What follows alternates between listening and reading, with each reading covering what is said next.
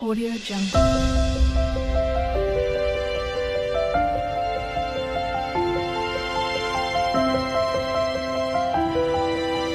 Audio Jungle.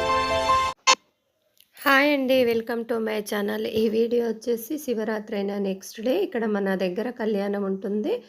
మన ఇంటి పక్కలో గుట్ట పైన చూపాను కదా, మొన్న శివరాత్రి రోజు నైట్ జాగరణ భజనలు అవన్నీ చూపించాను కదా. ఇక్కడ మన గుట్ట కింద అయితే మన ఇంటి పక్కనే కళ్యాణం అయితే జరుగుతుంది. నెక్స్ట్ డే అగ్గిగుండం జరగడము అవన్నీ జరుగుతుంది ఎర్లీ మార్నింగ్.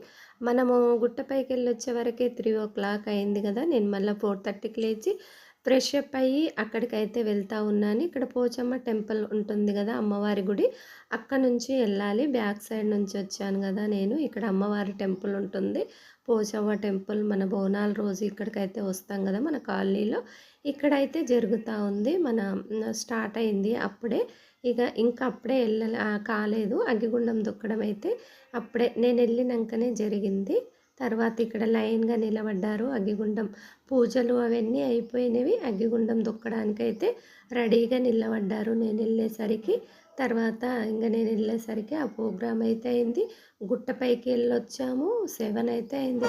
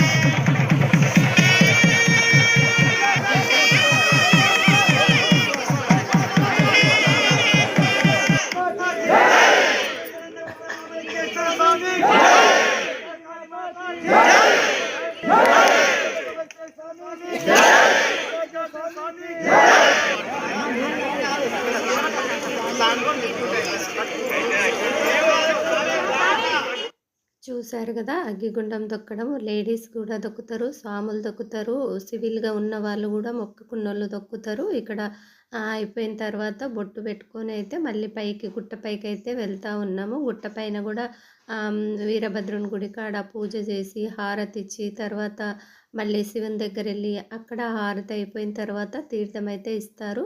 మేము తీర్థం తీసుకొని వచ్చేసరికి ఒక 5కి వెళ్తే 7 అయితే అయిపోయింది. మళ్ళీ ఇంటికి కిందికి వచ్చేసరికి అప్పుడు మన ఇంట్లో మళ్ళీ ఫాస్టింగ్ ఉన్నాం కదా, ముందు రోజు ఉపవాసము. ఇక్కడ మన ఇంట్లో మళ్ళీ వంటలు చేసుకోవడము, ఒక పొద్దుడవడము. ఇక్కడ గుండం కూడా ఉంటుంది పైన. తర్వాత వచ్చేసి ఇదిగోండి, ఇక్కడ గుండం కూడా ఉంటుంది, బాగుంటుంది గుట్ట పైన కూడా. ఇక్కడ శివుని పూజ, ఇదేమో వీరభద్రుని టెంపుల్.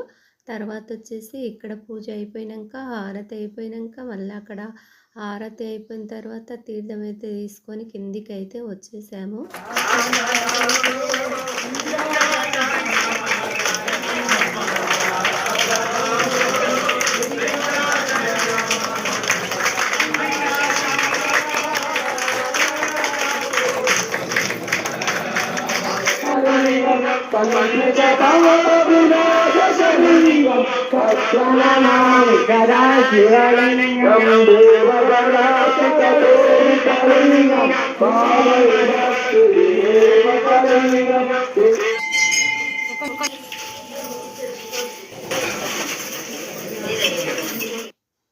అక్కడ శివునికి దండం పెట్టేసుకొని తీర్థం తీసుకొని అయితే నేనైతే తొందరగా వస్తున్న. బాబు ఊరికి వెళ్తానని చెప్పాడు, ఏమైనా టిఫిన్ చేసిద్దాంలే అనేసి తొందరగా అయితే అందరు ఇంకా ఉన్నారు మా ఫ్రెండ్స్ అక్కడే. నేనైతే వస్తూ ఉన్నాను ఫస్ట్గా. ఇక్కడనే కళ్యాణం జరిగేది. ఇక్కడ అంతా క్లీన్ చేసి డెకరేషన్ అయితే చేస్తారు. ఈ కట్టపైనే కళ్యాణం జరుగుతుంది. ఇక నేను ఇంటికైతే వచ్చేసాను.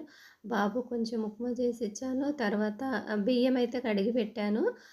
పరమాన్నంకి తర్వాత ప్లస్ పులిహోరకని రైస్ కడిగి పెట్టి వెళ్ళాను. వచ్చే వరకు మంచిగా నానితే కదా తొందరగా అయిపోతది రైస్ అనేసి ఇక తర్వాత రాగానే కుక్కర్‌లో పెట్టేసాను. అన్నం అయితే అయిపోయింది. చల్లారబెట్టిన తర్వాత కొంచెమే లేండి ఎవరు లేరు కదా! బాబు అయితే ఊరికెళ్ళాడు.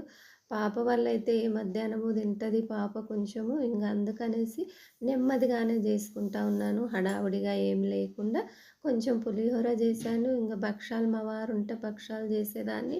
తినరిగ భక్షాలు ఎవరు బాబు లేడు. పాప అయితే అసలే తినదు. మా అల్లుడు అసలే తినడు భక్షాలు. ఇగ నేను కూడా తినను.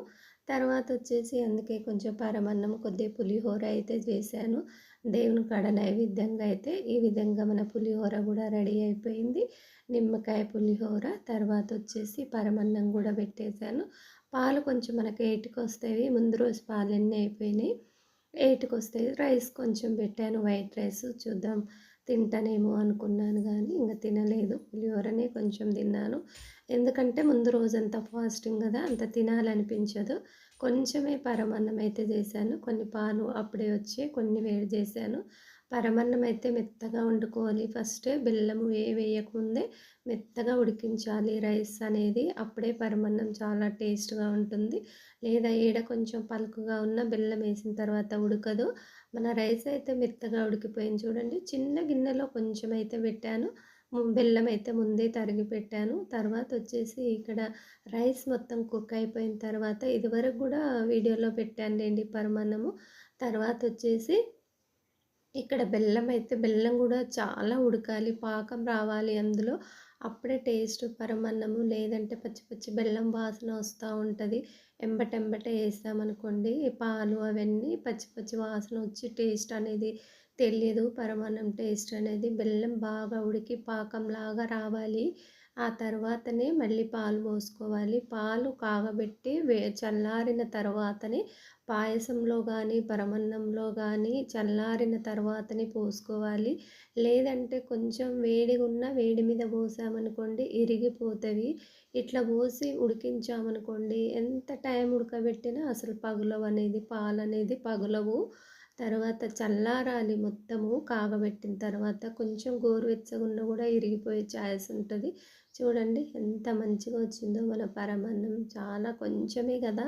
చాలా బాగా వచ్చింది. తర్వాతొచ్చేసి ఇగ ఇవన్నీ గూడా నేను ఇలా డ్రై ఫ్రూట్స్ అన్నీ తీసుకున్న. బాదము, కాజు, చిరంజి అవి కర్బూజ ఇత్తనాలంటారు గదా! అవి అయితే నేనైతే పోపు పెట్టేస్తున్నా. నెయ్యి అయితే మనం ముందు రోజే చేసాం గదా! శివరాత్రి రోజు నెయ్యి చేసాం ఫ్రెష్‌గా మన ఇంట్లో. చూడండి మనం చేసిన నెయ్యి రవ్వ రవ్వగా వచ్చింది. చాలా బావుంది. గుమగుమలాడుతూ వచ్చింది. ఈ విధంగా చేస్తే నెయ్యి కూడా చాలా మంచి వాసనతో ఉంటుంది. లేదంటే కొంచెం వెన్న కడగలేదనుకోండి జిడ్డు జిడ్డుగా వాసన ఉంటుంది. ఇదిగోండి మన పరమాన్నం ఎంతో టేస్ట్ అయిన పరమాన్నం రెడీ అయిపోయింది. గుమగుమలాడిపోతుంది నెయ్యితో. తర్వాత నాకు తెలుస్తుంది గదా! ఇక్కడ మీకు తెలియదులెండి. కాకపోతే గుమగుమలాడుతుంది నెయ్యితో. చాలా బాగా స్మెల్ వస్తా ఉంది నెయ్యి వాసన. ఎందుకంటే ఫ్రెష్‌గా ముందు రోజే చేశాం గాబట్టి ఇంకా చాలా బావుంటుంది నెయ్యి. తర్వాతొచ్చేసి ఇక్కడ మన పరమాన్నం గూడా రెడీ అయిపోయింది. పులిహోర రెడీ అయిపోయింది. ఇక దేవుని పూజ అయితే చేసేసాను. ఇంగా 9:30 కల్లా అయిపోయిందిలేండి. ఇంక తర్వాత ఇక్కడ మనం పులిహోర ఎక్కువ నైవేద్యాలు ఏం చేయలేదు. పులిహోర ఇంక పరమాన్నం చేసి అయితే దేవుని పూజ అయితే చేసేసాను. కంప్లీట్ అయిపోయింది 9:30 కల్లా. తర్వాతొచ్చేసి నేను ఒక 10కి అలా తిన్నానులేండి. ఎందుకంటే మరి 9:30 కంటే తినలేం గదా! ఇంక నేను కొంచెం పరమాన్నము, పులిహోర అయితే తిన్నాను. పూజ అయిపోయిన తర్వాత కాసేపు ఆగేసి ఒక 10కి అలా ఒక పొద్దు ఇడిచానులేండి. ఇంక తర్వాతొచ్చేసి ఇక్కడ టైం చూడండి 10 అయింది. 10:05 అయింది. నేనిగ దేవుని కాడ పెట్టిన నైవేద్యాలు అవి ఉన్నాయి గదా! కొంచెం తీసుకొని పులిహోర, తర్వాత పరమాన్నం తీసుకొని అయితే తిన్నాను. ఫస్ట్‌గా మీకే పెట్టేసానులేండి. నేనైతే తినలేదు. మీకు పెట్టిన తర్వాతే నేను తినేసానన్నట్టు పరమాన్నం మీకందరికీ పెట్టేసాను. చూడండి మీకు ఫస్ట్‌గా పెడుతున్నాను. నేను గూడా తినలేదు. మీకందరికీ పెట్టిన తర్వాతే నేను తింటున్నాను. మన ప్రసాదము అనేది. తర్వాత వచ్చేసి కాసేపు మళ్ళీ రెస్ట్ తీసుకున్నానులేండి. ఎందుకంటే నైట్ అంతా నిద్ర లేదు కదా! ఇంక తర్వాత ఇక్కడ మనకు కళ్యాణోత్సవం ఉంటుంది కాబట్టి 1:00కి మళ్ళీ రెడీ అయ్యి మళ్ళీ కళ్యాణం దగ్గరకైతే వెళ్ళాము. అందరూ వస్తారులేండి మన కాలనీ వాళ్ళు, బయట చుట్టుపక్కల కాలనీ వాళ్ళు అందరు చాలామంది వస్తారు. ఇక్కడ ఇది పురాతనమైన టెంపుల్ కాబట్టి శ్రీ భద్రకాళి వీరన్న గుట్ట రామలింగేశ్వర స్వామి ఇక్కడ పురాతనమైన టెంపుల్ అని చెప్పుకుంటారు. ఇక్కడ ఉష కూడా వస్తుంది ఫోన్ చేస్తే. ఇక్కడ మేము వెళ్ళేసరికి కళ్యాణం స్టార్ట్ అయింది. మేము ఆ సౌండ్ వినేసి వెళ్ళాము, లేకపోతే చాలా టైం అవుతుంది అనేసి. మన ఇంట్లోకి వినిపిస్తుంది కదా, మన పక్కనే ఒక ఇల్లు దాటంగానే మన ఆ గోడ అడ్డం ఉందంతే మనకు కళ్యాణం జరిగేది. ఇంకా తర్వాత ఇక్కడ స్టార్ట్ అయిపోయింది రియల్ వాయిస్.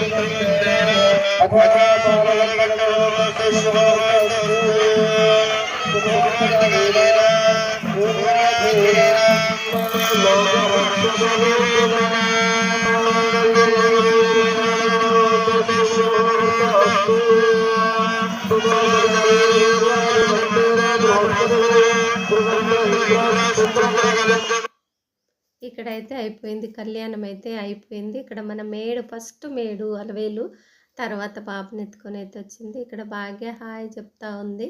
తర్వాత వచ్చేసి భాగ్య వాళ్ళ ఇంట్లో పూజ కూడా జరిగింది. తర్వాత ఆ వీడియోసే వస్తాయి రేపటి నుండి.